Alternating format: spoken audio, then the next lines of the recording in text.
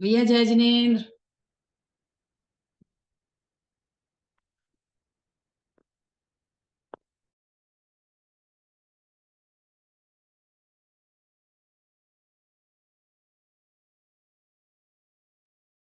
जय जिनेन्द्र सभी को।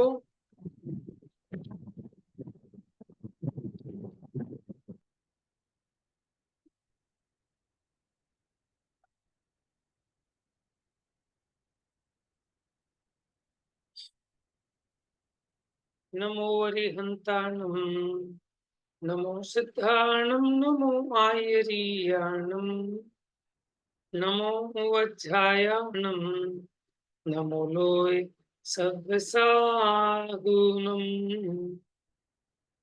इंदसद्वन्द्याणं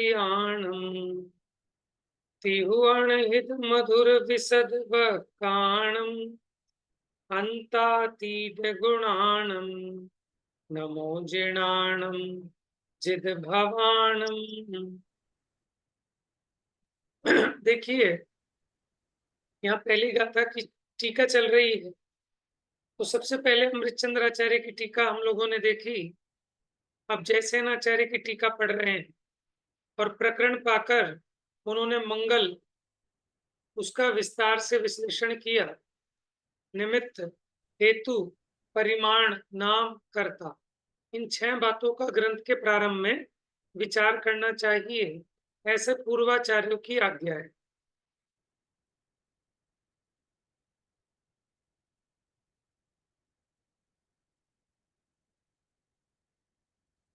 तो इस प्रकार अब पंचास्तिकाय संग्रह सूत्र और टीकाओं का सारांश।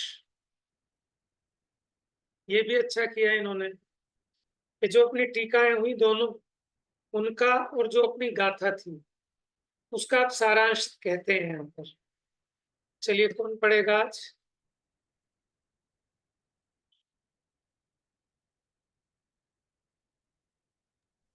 मैं पढ़ू भैया? पढ़िए पढ़िए। यहाँ से पढ़ना है भैया। पंचास्तिका संग्रह सूत्र। जी। पंचास्तिका संग्रह सूत्र एवं टीकाओं का सारांश। आचार्य अमृत चंद्र सूरी ने पंचास्तिका संग्रह सूत्र की समय व्याख्या नामक टीका के आरंभ में 6 श्लोक लिखे हैं। उनका सारांश निम्नानुसार है। वहां प्रथम श्लोक में सहजानंदमय, चैतन्य प्रकाशमय, अति महान तथा अनेकांत स्वरूप परमात्मा को मंगल के लिए नमस्कार किया है। द्वितीय श्लोक में नए समूह के दुर्निवार विरोध को मिटाने वाली स्यादवादमयी जैन सिद्धांत पद्धति रूप जिनवाणी की स्तुति की है। तृतीय श्लोक में सम्यक ज्ञान रूप निर्मल ज्ञान ज्योति को उत्पन्न करने वाली 2 नयों निश्चय एवं व्यवहार अथवा द्रव्यार्थिक और पर्यायार्थिक नयों के आश्रय से निरूपण करने वाली समय व्याख्या नामक टीका को संक्षेप में कहने की प्रतिज्ञा की है। चतुर्थ श्लोक में प्रथम श्रुत स्कंद के सारभूत पंचास्तिका तथा षट द्रव्य का निरूपण किया है। पंचम श्लोक में द्वितीय श्रुत स्कंद के सारभूत जीव और अजीव 2 सामान्य द्रव्यों तथा दोनों की पर्याय रूप नव पदार्थों जिनके स्वरूप या कार्य भिन्न भिन्न प्रकार के हैं, उनकी व्यवस्था का निरूपण किया है। षष्ठ श्लोक में तत्व के परिज्ञान पूर्वक रत्नत्रय रूप मार्ग के द्वारा कल्याण स्वरूप उत्तम मोक्ष की प्राप्ति कही गई है। इस प्रकार देखिए, जो पहले यहाँ 6 श्लोक आए, उन 6 श्लोकों में क्या आया उसको एक बार रिवाइज करा रहे हैं। जो अमृतचंद्राचार्य ने श्लोक लिखे थे, पहले श्लोक में सहजानंद और चैतन्य प्रकाश में ये आत्मा के विशेष गुण है, असाधारण स्वरूप है। क्योंकि अगर अरूपी कहते तो अरूपी तो और भी द्रव्य है, धर्म, धर्म, आकाश, काल। ठीक है। तो एक तो आनंद, जो कि अपना प्रयोजन यही है, आनंद, और चैतन्य प्रकाश, ये अपना लक्षण है। इस चैतन्य प्रकाश से ही जीव की पहचान होती। हम स्वयं को भी और दूसरों को भी, ठीक है ना। चैतन्य प्रकाश लक्षण जिसमें पाया जाए वो जीव है। चैतन्य मतलब होता है जानने देखने वाला। और सहज आनंद, ये आत्मा का स्वरूप ऐसा है कि अगर किसी कर्म आदि का निमित्त ना हो, ठीक है, तो सहज रूप से ये आनंद रूप रहे, चैतन्य प्रकाश रूप रहे। अति महान, देखिए महान किससे कहते हैं? जिससे अपने को लाभ होता है ना, हम उसको महान कहते हैं। हर एक के लिए महान की परिभाषा अलग अलग होती है। जिससे हमारा प्रयोजन सिद्ध हो वो हमारे लिए महान है। लोग भी कहते हैं कि सेठ होगा अपने घर का, ठीक है ना, हमें कौन सा उससे 1 रुपया भी चाहिए। तो वो किसको महान दिखेगा? जिसे उससे कुछ प्रयोजन होगा। जिसे कोई प्रयोजन नहीं होगा, अपने घर का राजा हो। अनेकांत स्वरूप परमात्मा को मंगल के लिए नमस्कार की। देखो यहाँ विशेषण क्या बताया परमात्मा का? अनेकांत स्वरूप। अनेकांत क्या होता है? अनंत धर्मात्मक। ठीक है, कैसे है परमात्मा? ऐसे ऐसे अनंत गुणों, अनंत धर्म, अनंत शक्तियां जिनमें एक साथ पाई जाती हैं, ऐसे परमात्मा को मंगलाचरण रूप नमस्कार किया। उसके बाद जिनवाणी को याद किया, जिनेंद्र भगवान की वाणी को। कैसी है वो? नए समूह के दुर्निवार विरोध को मिटाने वाली। क्योंकि नए समूह में विरोध दिखाई देता है। एक न कहता है शुद्ध है, दूसरा कहता है अशुद्ध है। एक कहता है कि माता है, एक कहता है कि पुत्री है। एक कहता है पिता है, एक कहता है कि पुत्र है। ठीक है, तो ऐसे दोनों नयों में जो विरोध दिखाई देता है, उस विरोध को दूर करने वाली स्यादवादमयी जैन सिद्धांत पद्धति रूप जिनवाणी की स्तुति की। स्यादवाद क्या होता है? किसी अपेक्षा से बात को कहना। Very good. स्यादवाद का दूसरा नाम? कथनचित। और बताइए।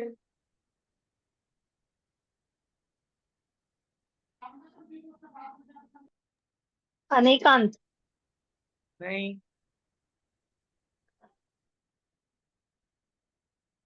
देखो, स्यात मतलब कथनचित, वाद मतलब कथन, ठीक है। तो इसका दूसरा नाम कथनचित वाद भी हो सकता है, अनेकांत वाद हो सकता है। अंतर है अनेकांत में और अनेकांतवाद में। क्या अंतर है? द्योत्य द्योतक संबंध है, ठीक है। वाच्य वाचक संबंध है। अनेकांत स्वरूप वस्तु को बताना, कहना, वाद, और उसको कहने की जो स्टाइल है वो है स्यादवाद। किसी अपेक्षा से तो कहोगे, उसी को कथनचितवाद, उसी को अनेकांतवाद, उसी को नयवाद भी कह सकते हैं। क्या कहा? नयवाद, सापेक्षवाद, कितने सारे नाम मिल गए। सापेक्षवाद माने किसी अपेक्षा से कथन करना, कथनचितवाद, अनेकांतवाद, स्यादवाद। ठीक है, स्याद का मतलब सबको पता चल गया। तो ये दो शब्दों से संधि करके स्यादवाद बनता है। स्याद जमा वाद। स्याद का मतलब कथनचित, कथनचित मतलब किसी अपेक्षा से। चलिए, तीसरे श्लोक में सम्यक ज्ञान रूप निर्मल ज्ञान ज्योति को उत्पन्न करने वाली दो नयों, निश्चय व्यवहार अथवा द्रव्यार्थिक पर्यायार्थिक नयों के आश्रय से निरूपण करने वाली समय व्याख्या नामक टीका को संक्षेप में कहने की प्रतिज्ञा। फिर आचार्य ने क्या कहा? ये जो सम्यक ज्ञान पीछे कहा था, इसी में कहा था कि शास्त्र से वस्तु बोध होता है, सुबोध होता है। और शास्त्र की उत्पत्ति जिनेंद्र भगवान से हुई है। इसलिए जिनेंद्र भगवान को याद करते हैं, उसके बिना हमें सम्यक ज्ञान होने वाला नहीं है। तो दो नयों के आश्रय से निरूपण करने वाली अमृत चंद्राचार्य देव की टीका, समय व्याख्या नामक टीका को मैं कहूंगा, ऐसा अमृत चंद्राचार्य ने प्रतिज्ञा की। फिर चौथे श्लोक भैया में उन्होंने कहा कि इस ग्रंथ के प्रथम श्रुत स्कंद के सारभूत 5 अस्तिकाएं और 6 द्रव्यों का निरूपण करेंगे। और 5वें श्लोक में कहा, द्वितीय श्रुत स्कंद के सारभूत जीव और अजीव 2 सामान्य द्रव्यों तथा दोनों की पर्याय रूप 9 पदार्थों, जिनके स्वरूप या कार्य भिन्न भिन्न प्रकार के हैं, उनकी व्यवस्था का निरूपण किया है। तो यहाँ पर भी पहला अधिकार है पंचास्तिकाय षड द्रव्य निरूपण अधिकार, ठीक है। दूसरा अधिकार क्या है? सामान्य द्रव्य और 9 पदार्थ को कहने वाला अधिकार। फिर 6ठे श्लोक में तीसरे अधिकार की बात कही, तत्व ज्ञान के परिज्ञान पूर्वक, माने वस्तु स्वरूप को समझकर रत्नत्रय मार्ग के द्वारा कल्याण स्वरूप उत्तम मोक्ष की प्राप्ति कही गई। माने मोक्ष मार्ग का निरूपण है। मोक्ष की प्राप्ति कैसे होती है? रत्नत्रय रूप मार्ग से। तो मोक्ष मार्ग अधिकार है तीसरा। हाँ जी, पढ़िए। इस प्रकार परमात्मा और जिनवाणी की स्तुति रूप मंगलाचरण, टीका करने की प्रतिज्ञा और संपूर्ण ग्रंथ एवं उसकी टीका का संक्षेप में प्रतिपाद्य विषय वस्तु का उल्लेख किया है। इसके बाद अत्र सूत्रावतारः लिखकर प्रथम गाथा सूत्र की व्याख्या प्रारंभ की है। हाँ जी, प्रथम गाथा एवं अमृत चंद्राचार्य ने अपनी टीका कहने के बाद, माने जो श्लोक लिखने के बाद, अब जो पहली गाथा आई थी, ठीक है, उस पर टीका लिखी। ये आपका रिवीजन हो रहा है, पढ़िए।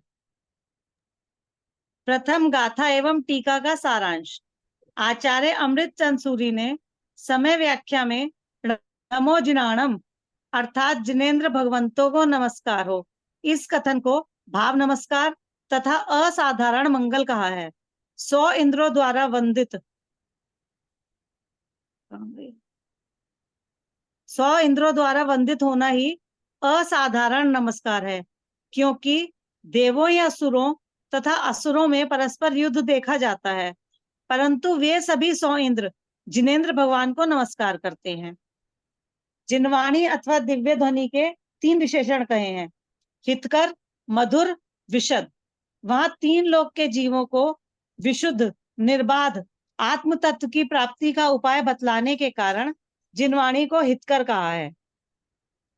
परमार्थ रसिक अथवा अध्यात्म रसिक जनों को रुचिकर या मनोहारी होने के कारण मधुर कहा है, तथा समस्त शंका आदि दोषों से रहित होने के कारण विशद अर्थात स्पष्ट कहा है। उपयुक्त कारणों से जिनवाणी विचारशील तथा बुद्धिमान पुरुषों के लिए बहुमान करने के योग्य है। इसी तरह जिनेंद्र भगवान अनंत क्षेत्र तथा अनंत काल से अखंडित परम चैतन्य गुण वाले होने के कारण ज्ञानातिशय को प्राप्त हैं, इसलिए योगिंद्रों द्वारा भी वंदनीय है। संसार का अभाव करने के कारण जिनेंद्र भगवान कृतकृत्य हैं, अतः अन्य अकृतकृत्य जीवों को शरणभूत हैं। यह प्रथम गाथा टीका का सारांश है। देखिए, सबसे पहले कहा था इंद्र सदवंदियाणम, 100 इंद्रों के द्वारा वंदित है। ये असाधारण नमस्कार किए। क्यों? कि वो देव और असुर परस्पर में, ठीक है, आपस में भले ही ईर्ष्या आदि रखते हैं, लेकिन उनके सारे के सारे इंद्र, 100 के 100 इंद्र जिनेंद्र भगवान को नमस्कार करते हैं। फिर जिनवाणी के 3 विशेषण कहे। कैसी है जिनेंद्र भगवान की वाणी? हितकारी है, मधुर है और विशद है। हितकारी का मतलब हमें मोक्ष मार्ग बताने वाली, ठीक है, सुखी होने का उपाय बताती है, इसलिए हितकारी है। जो परमार्थ रसिक हैं, अध्यात्मक रसिक हैं, उनके मन को हरने वाली, ठीक है, उनको बड़ी मीठी लगती है, इसलिए मधुर है। मधु माने क्या होता है? माने मीठा, मिठास, और मधुर लगती है, और शंकादि दोषों से रहित है, स्पष्ट है, इसलिए विशद है। तो इन विशेषणों के कारण ये जिनवाणी बुद्धिमान पुरुषों के लिए बहुमान के योग्य है। और जिनेंद्र भगवान अनंत क्षेत्र, अनंत काल से अखंडित परम चैतन्य गुण वाले होने के कारण, माने उन्हें, उनके ज्ञान में कोई भी काल, कोई भी क्षेत्र बाकी नहीं रहता, इसलिए वो ज्ञानातिशय को प्राप्त है। योगिंद्रों द्वारा भी वंदनीय है। योगिंद्र कौन हो गए? कौन बताएगा?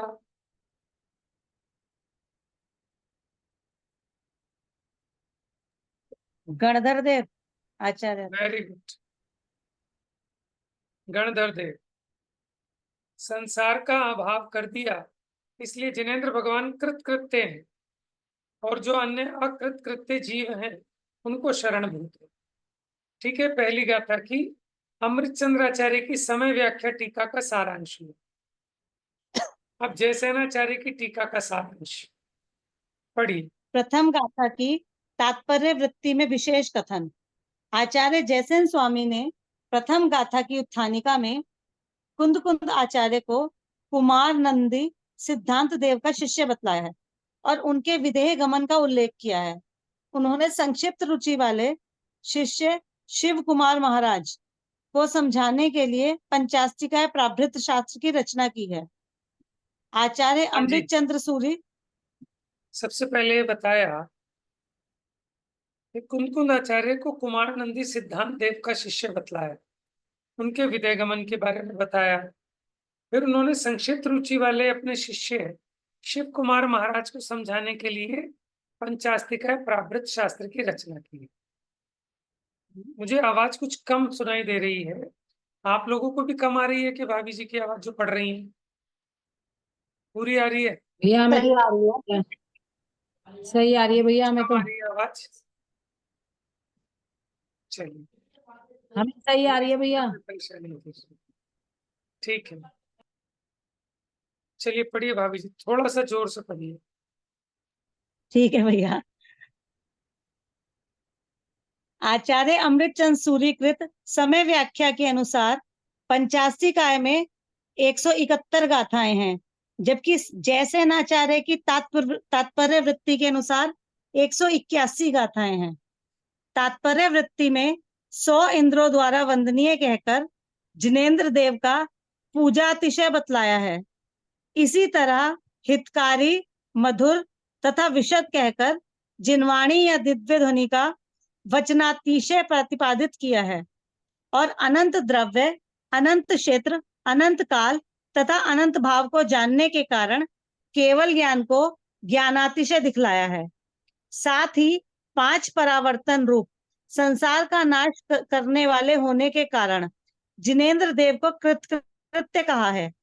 इस प्रकार 4 विशेषण पूजातिशय, वचनातिशय, ज्ञानातिशय तथा कृत्य कहकर जिनेंद्र देव का द्रव्य रूप तथा भाव रूप स्मरण करके असाधारण मंगल किया है। हाँ जी, 3 अतिशय बताए यहाँ पर। पूजा अतिशय, 100 इंद्रों के द्वारा पूजित है। वचनातिशय, उनके वचन कैसे हितकारी, मधुर और विशद है। ज्ञानातिशय, अंतातीत गुणानम, ऐसा कहकर, ठीक है, असाधारण मंगल किया। हाँ जी, आगे। पश्चात शब्दार्थ, नयार्थ, मतार्थ, आगमार्थ एवं भावार्थ रूप 5 प्रकार से अर्थ किया है। वहां जिन स्तुति का शाब्दिक अर्थ करना शब्दार्थ है, जिनेंद्र भगवान का वाणी रूप या वचनात्मक नमस्कार द्रव्य नमस्कार है, जो असद्भुत व्यवहार से है। उनके अनंत गुणों के स्मरण रूप अशुद्ध भाव नमस्कार है, जो अशुद्ध पर्यायार्थिक निश्चय नय का विषय है। और स्वयं शुद्धात्मा आराध्य और स्वयं की निर्विकल्प अनुभव रूप परिणति आराधक ऐसा अभेद अनुभव रूप शुद्ध भाव नमस्कार है, जो शुद्ध पर्यायार्थिक नय का विषय है। इस प्रकार नयार्थ है। जिनेन्द्र देव ही नमस्कार के योग्य हैं, अन्य रागी द्वेषी देव नमस्कार के योग्य नहीं है। इस प्रकार मतार्थ है। जिनेन्द्र देव 100 इंद्रों द्वारा वंदनीय है, ऐसा प्रसिद्ध अर्थ आगमार्थ है, और अनंत ज्ञानादि गुण सहित शुद्ध जीवास्तिकाय उपादेय है, ऐसा भावार्थ है। हाँ जी, पश्चात यह भी 5 कहा प्रकार है, से अर्थ करना चाहिए। 5 प्रकार से अर्थ करना चाहिए। सबसे पहले शब्दार्थ, ठीक है, नयार्थ, मतार्थ, आगमार्थ और भावार्थ। हाँ जी, आगे पढ़िए। पश्चात यह भी कहा है कि मंगल शास्त्र रचना का निमित्त, शास्त्र रचना का हेतु अथवा प्रयोजन, शास्त्र की गाथा संख्या का परिमाण, शास्त्र का नाम तथा शास्त्र के कर्ता का नाम, इन 6 अधिकारों को बतलाकर आचार्य को व्याख्यान करना चाहिए।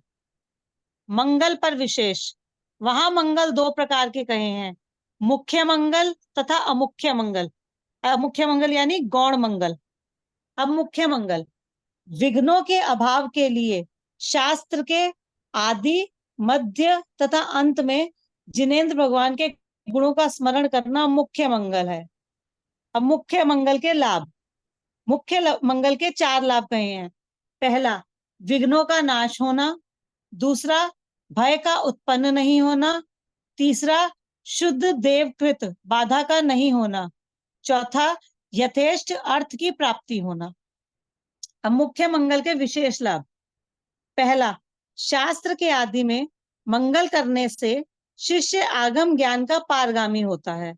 दूसरा, मध्य में मंगल करने से शिष्य को निर्विघ्न विद्या की प्राप्ति होती है। तीसरा, अंत में मंगल करने से शिष्य को विद्या एवं विद्या का फल परिपूर्ण निराकुल सुख की प्राप्ति होती है। अब है अमुख्य गौण मंगल। लोक में कुछ वस्तुएं मंगल की प्रतीक मानी जाती हैं, उन्हें अमुख्य गौण मंगल कहते हैं। इसमें निम्नलिखित वस्तुओं का उल्लेख किया गया है। सिद्धार्थ अर्थात सफेद पीली सरसों। दूसरा, पूर्ण कलश। तीसरा, वंदन माला। चौथा, सफेद छत्र। पांचवा, सफेद वर्ण। छठा, दर्पण। सातवां, राजा। आठवां, कन्या तथा 9वां, उत्तम जाति के घोड़े। ये 9 वस्तुएं मंगल की। हाँ जी, ये तो पूरा का पूरा ही रिवाइज हो गया, ठीक है ना। तो मंगल के भेद और ये जो प्रतीक कहे ना, इनका असली अर्थ भी बताए थे। ये सिद्ध भगवान, सफेद पीली सरसों, पूर्ण कलश केवल ज्ञान से पूरे हो गए, वंदन वाला, ठीक है, यानी 24 तीर्थंकरों की वंदना, सफेद छत्र माने जैसे तीर्थंकर हैं, सिद्ध भगवान है तो छत्राकार सिद्ध शिला है, उस पर विराजमान है। दर्पण इसलिए जैसे केवल ज्ञान में सब कुछ झलकता है, ऐसे दर्पण में भी सब कुछ झलकता है। इस प्रकार इन्होंने प्रतीक बताए मंगल के। अब मंगल के अन्य भेद बताए, निबद्ध मंगल, अनिबद्ध मंगल। पढ़िए। मंगल के अन्य भेद अथवा मंगल के अन्य प्रकार से 2 भेद हैं। पहला, निबद्ध मंगल तथा दूसरा, अनिबद्ध मंगल। ग्रंथकर्ता द्वारा लिखा गया मंगल निबद्ध मंगल है, जैसे तत्वार सूत्र में आचार्य उमा स्वामी द्वारा मोक्ष मार्ग से नेतारम इत्यादि लिखा गया है। अन्य शास्त्रों से ग्रहण किया गया मंगल अनिबद्ध मंगल है, जैसे जगत्त्रय नाथाय इत्यादि। यहाँ शंकाकार प्रश्न करता है कि मंगल करने पर भी विघ्न होना देखते हैं तथा मंगल ना करने पर भी कार्य निर्विघ्न होता देखते हैं, इसका क्या कारण है? इसका समाधान यह है कि मंगल करने पर भी विघ्न होता है तो ऐसा जानना चाहिए कि वह विघ्न पूर्वकृत पापोदय का फल है, वह धर्म कार्य का या मंगल का दोष नहीं है। यदि मंगल न करने पर भी कार्य निर्विघ्न होता है तो ऐसा जानना चाहिए कि निर्विघ्नता पूर्वकृत पुण्योदय का फल है, वह पाप का फल नहीं है। मंगल करना तो पुण्य बंध का पूर्व पापोदय में संक्रमण, अपकर्षण आदि का तथा निर्विघ्नता का ही कारण है। हाँ जी, ये स्पष्ट हो गया ना सबको कि मंगल करने से कोई विघ्न नहीं आते। मंगल करना वो तो पापों के अभाव का, पुण्योदय का कारण है। ठीक है, लेकिन फिर भी जो विघ्न दिखाई देते हैं तो पुराने पाप के फल में नजर आते हैं। और किसी के बिना मंगल किए भी निर्विघ्नता है तो पुराने पुण्योदय का फल है, पाप का फल नहीं है। तो मंगल करना तो पुण्य बंध का और पुराने पाप के उदय के संक्रमण, अपकर्षण और निर्विघ्नता का ही कारण है।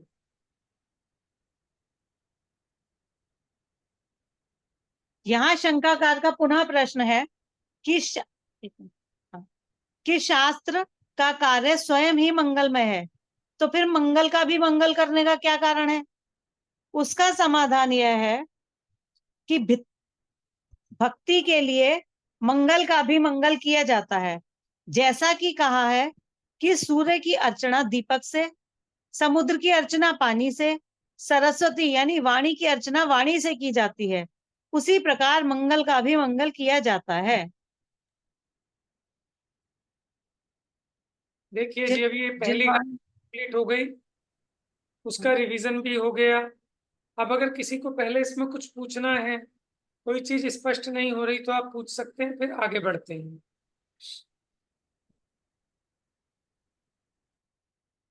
चलें फिर आगे गाथा नंबर 2 पर। पहली गाथा याद है, डेली पढ़ेंगे।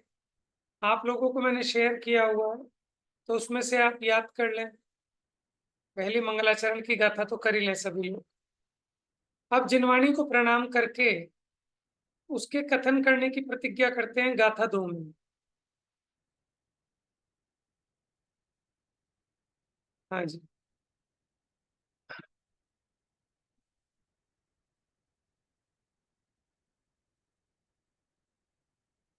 समण मुहु गद मठम चतुर्गति निवारणम सन्निवा। समण मुहु गद मठम चतुर्गति निवारणम सन्निवा सन्निवाणम एसो सणिवा शिरसा समय मियम सुनः वोच्छामि। श्रमण भैया इसे सणिवाणम सणिवाणम सनिर्वाण सन्निवाणम सनिवाणम। देखो, समण मुह यानी श्रमणों के मुख से, ठीक है, उद्मठम माने उनके मुख से कही गई, उद्भूत हुई। और चतुक गति निवारण, 4 गतियों का निवारण करने वाली। सनिवाणम माने मुक्ति को प्राप्त कराने वाली। ऐसो प्रणमीय सिरसा, तो ऐसे मैं सिर झुकाकर प्रणाम करता हूं। किसको? समय मिमम, समय मियम सुन वोच्छामि। समय मियम, देखो, मैं समय को कहता हूं। अब समय का मतलब क्या होता है? समय के बहुत सारे अर्थ होते हैं। समय का मतलब शास्त्र भी होता है, समय का मतलब पदार्थ भी होता है, अरे समय का मतलब शुद्धात्मा भी होता है। तो उन्होंने अपनी टीका का नाम यहाँ समय व्याख्या रखा है ना, इसीलिए शायद उन्होंने अपनी टीका का नाम समय व्याख्या रखा, क्योंकि कुंकुंद आचार्य कहते हैं मैं समय को सिरसा नमन करके मैं उसका कथन करता हूं। तो इसीलिए उन्होंने उस समय की टीका की है, इसलिए समय व्याख्या नाम रख दिया। चलिए गाथा एक बार फिर पढ़ते हैं। समण मुहु गद मठम चतुर्गति निवारणम सन्निवाणम एसो प्रणमीय सिरसा समय मिय सुनः वोच्छामि, सुनः वोच्छामि, सुनो, वोच्छामि माने मैं कहता हूं। तो प्रतिज्ञा भी की कि मैं उस समय को नमस्कार करके, ठीक है, समय को कहता हूं, आप सुनो। कैसा है वो समय कि श्रवण के मुख से कहा गया है, चतुर्गति का निवारण करने वाला है, मुक्ति को प्राप्त कराने वाला है। अभय कुमार जी ने इसका पद्यानुवाद किया है। श्रवण मुखोद्गत चहु गतिवार, मुक्ति प्रदायक अर्थ अहो, शीश झुका कर करूं नमन, ये समय कहूं है भव्य सुनो। पढ़िए भाभी जी। अन्वयार्थ। एक मिनट। श्रवण मुखोद्गतार्थ गतार्थ, श्रवण के मुख से निकले हुए अर्थमय। चतुर्गति निवारणम, चार गति का निवारण करने वाले। और सनिर्वाणम, निर्वाण सहित, निर्वाण के कारणभूत। भैया ऊपर करना स्लाइड।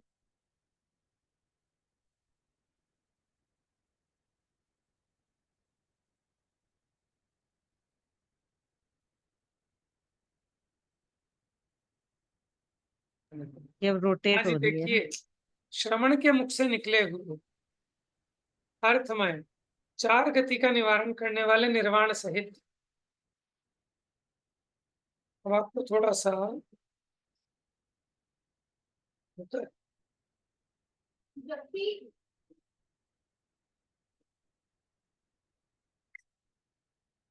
अब आपको थोड़ी सी परेशानी होगी पढ़ने में।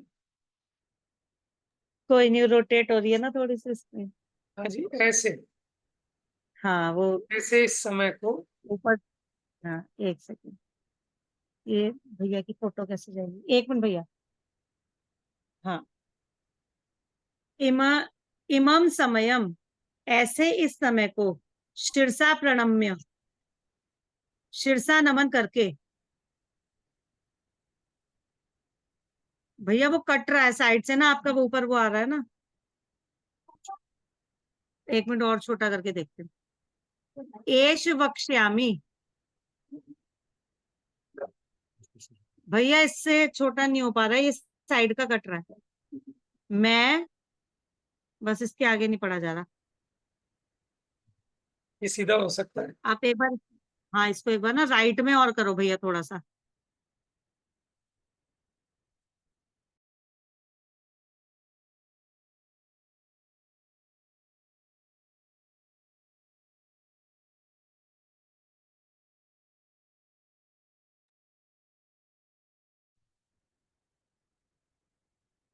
पढ़ू भैया।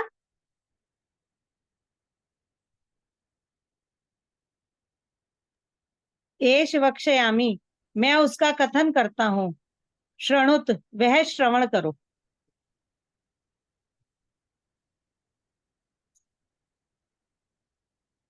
ठीक है, अर्थ पढ़ो भैया। हाँ जी, देखिए, समय का अर्थ होता है आगम।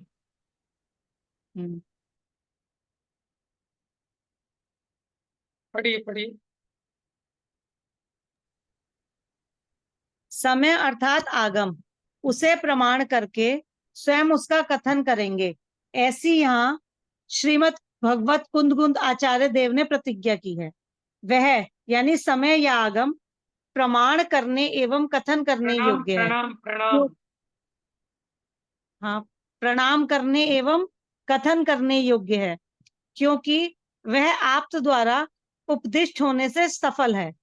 वहां उसका आप्त द्वारा उपदिष्टपना इसलिए है कि वह श्रवण के मुख से निकला हुआ अर्थमय है।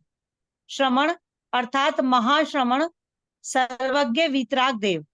और अर्थ अर्थात अनेक शब्दों के संबंध से कहा जाने वाला वस्तु रूप से एक ऐसा पदार्थ कथन योग्य है। पुनश्च, पहला नारकत्व, नारकत्व, तिर्यंचत्व, मनुष्यत्व तथा देवत्व स्वरूप चार गतियों का निवारण करने के कारण। दूसरा, साक्षात परतंत्रता निवृत्ति लक्षण रूप एवं शुद्धात्म तत्व की उपलब्धि रूप निर्वाण का परंपरा होने के कारण होने से। तीसरा, स्वतंत्रता प्राप्ति लक्षण रूप फल के सद्भाव का कारण होने से उस समय या आगम की सफलता है। हाँ जी, देखिए दूसरी गाथा में क्या कहा कि जो समय माने आगम, ठीक है, उसे प्रणाम करके अब यहाँ उन्होंने प्रतिज्ञा ली कि मैं कहूंगा और तुम सुनना। और ये ग्रंथ प्रणाम करने और कहने योग्य है क्योंकि वो आप्त के द्वारा कहा गया है, इसलिए सफल है। सफल माने फल सहित है, सार्थक है। अब उसका आप्त के द्वारा उपदिष्ट बना इसलिए है तो क्या लिखा ना, श्रवण मुख गतार्थ, श्रवण के मुख से निकला हुआ अर्थमय। अर्थमय मैंने पदार्थों के स्वरूप को कहने वाला। श्रवण का अर्थ यहाँ क्या किया, महाश्रवण यानी सर्वज्ञ वीतराग देव। अर्थ, अनेक शब्दों के संबंध से कहा जाने वाला वस्तु रूप से एक ऐसा पदार्थ कथन करने योग्य है। अभी 4 गतियों का निवारण करने वाला है।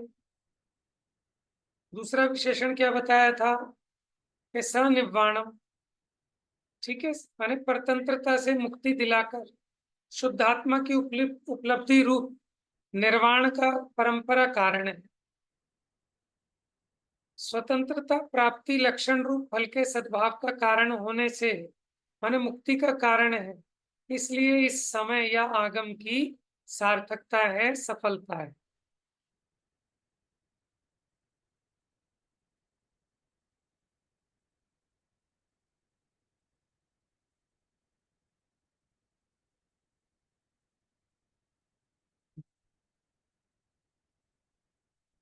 देखिए इत्थम भूतम शब्द समयम कथम भूतम।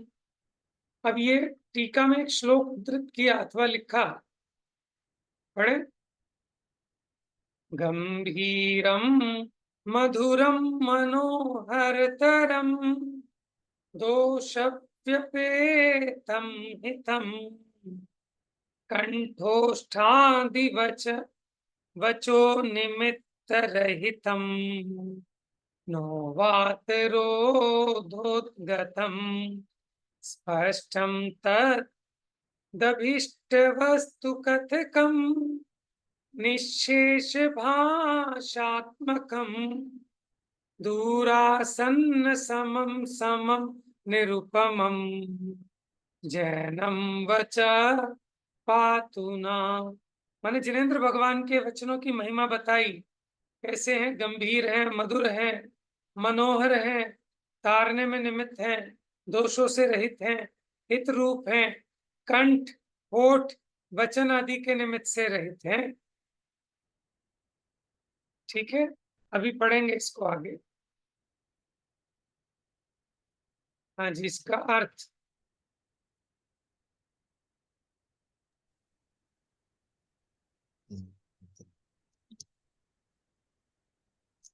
श्लोक अर्थ अभी बाद में आएगा, अब टाइम हो गया है। अब इसकी चर्चा हम मंडे करेंगे। ठीक है, ग्रंथ आपके पास है, कोई चीज नहीं आए तो आप फिर मंडे पूछ लें। ठीक है, जा वाणी के ज्ञान से सूझे लोकालो।